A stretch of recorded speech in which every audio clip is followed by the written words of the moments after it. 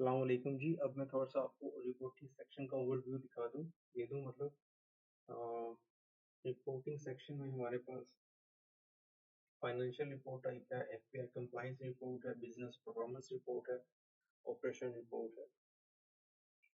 तो मैं one by one आपको इसका एक छोटा-सा ट्यूटोरियल दिखा देता हूँ। फाइनेंशियल रिपोर्ट डैशबोर्ड है, इसमें हम जब जाएँगे तो इसमें आपको टोटल रेवेन्यू जो भी आपका विदिन द सिलेक्टेड डेज़ यहाँ पे आप जो डेट सेलेक्ट करेंगे, कलेक्शन रेट, आउटस्टैंडिंग अमाउंट, कितनी इनवॉइसेस लास्ट 90 डेज में आपके पास ड्यू आ रही हैं, नेट कैश फ्लो आपके पास क्या चल रहा है, ड्राफ्ट में कितनी इनवॉइसेस हैं जो कि कस्टमर को सेंड नहीं की हैं, सेंड कितनी हो चुकी हैं, पेड कितनी अमाउंट है और वो कितनी इनवॉइसेस के अगेंस्ट है, पार्शियल पेमेंट्स कितनी हैं, कितनी इनवॉइसेस के अगेंस्ट हैं। इसी तरीके से एजिंग हमने ऐड की है 90 डेज में कितनी इनवॉइसेस जो हैं लास्ट ड्यू हैं। इसके अलावा कंपनी वाइज आपको ये यहाँ पर रेवेन्यू दिखाएगा, एवरेज पेमेंट टाइम के लोग कितने दिनों में एवरेज पेमेंट कर रहे हैं।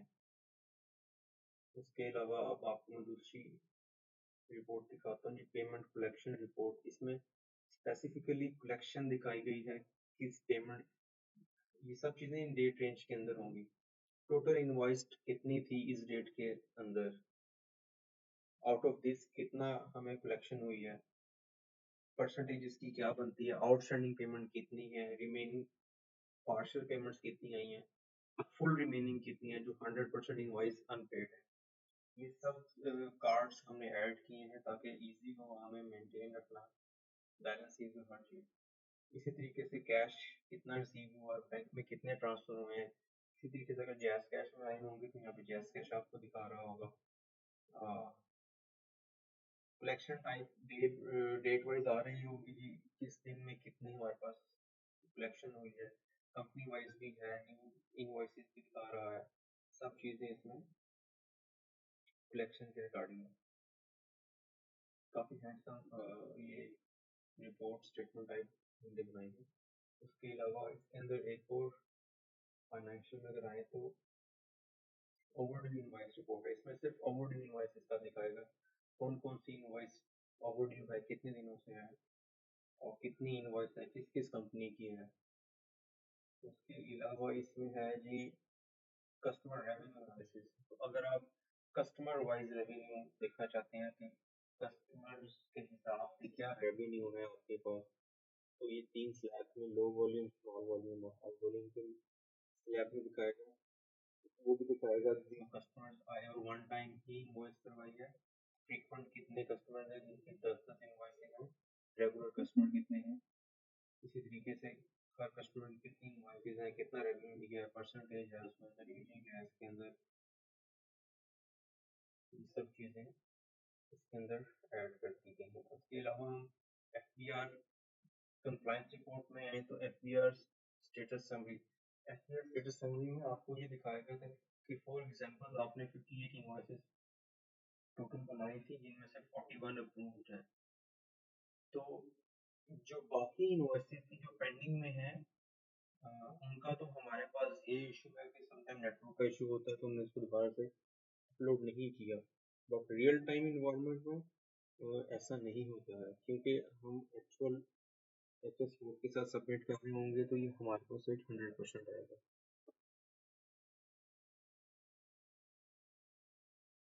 उसके बाद है टैक्स एनालिसिस।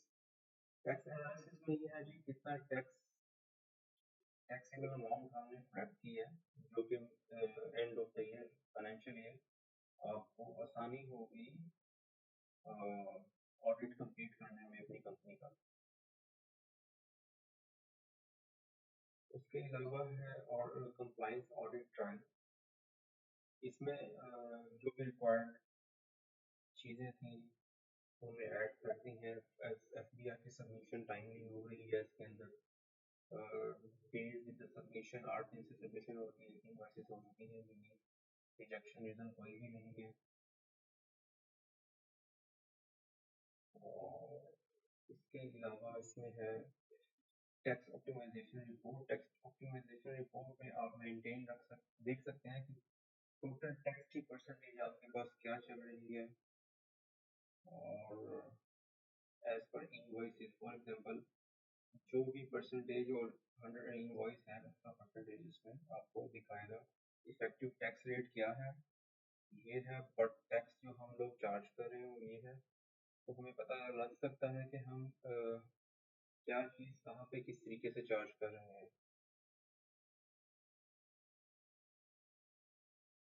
अगेन यहाँ पर एक और रिपोर्ट है जो कि हेल्थ टैक्स जो होता है WHT, उसकी रिडक्शन रिपोर्ट के आप क्योंकि कस्टमर जो होते हैं रजिस्टर्ड होते हैं और वो हमारा टैक्स डिडक्ट करते हैं इनवॉइस से। समटाइम्स कुछ कस्टमर 4.5 करते हैं, कुछ 11% करते हैं, एज पर सर्विसेज होता है, एज पर प्रोडक्ट होता है। तो ईयर पर हम लोग कस्टमर वाइज नहीं निकाल सकते हैं, टोटल टैक्स नहीं निकाल सकते हैं कि कस्टमर ने पूरे साल में कितना भी डिडक्ट किया। तो उसके अगेंस्ट हम उस कस्टमर से सर्टिफिकेट डिमांड कर सकते हैं। इसी तरीके से नीचे कुछ और रिपोर्ट्स हैं, इसमें से बिजनेस परफॉर्मेंस रिपोर्ट्स हैं, इसमें सेल्स एक्टिविटी है। सेल्स एक्टिविटी में आपको दिखाता है कि आपने टोटल रेवेन्यू ट्रेड डे में इन दिनों के दौरान कितना किया है, सेल की ग्रोथ क्या चल रही है, एवरेज इनवॉइसेस की अमाउंट क्या है।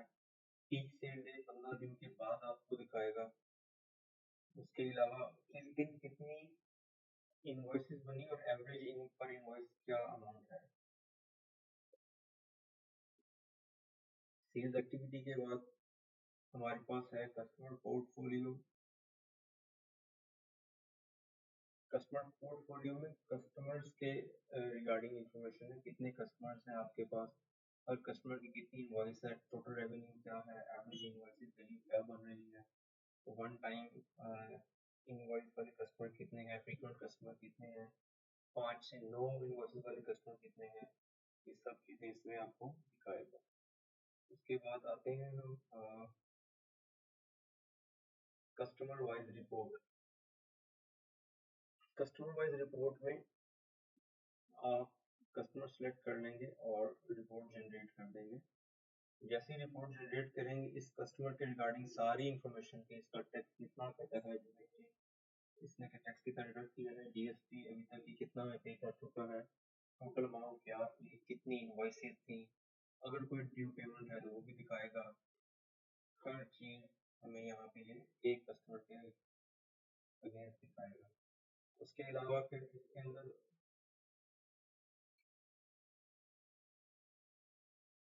सीजनल है, मतलब ये आपको up and down inventory and profit report है। इन्वेंटरी एंड प्रॉफिट रिपोर्ट क्योंकि अभी हमने एक्सपेंस कुछ ऐड नहीं किए हैं, तो अभी प्रॉफिट एक्चुअल नहीं दिखा पाएगा।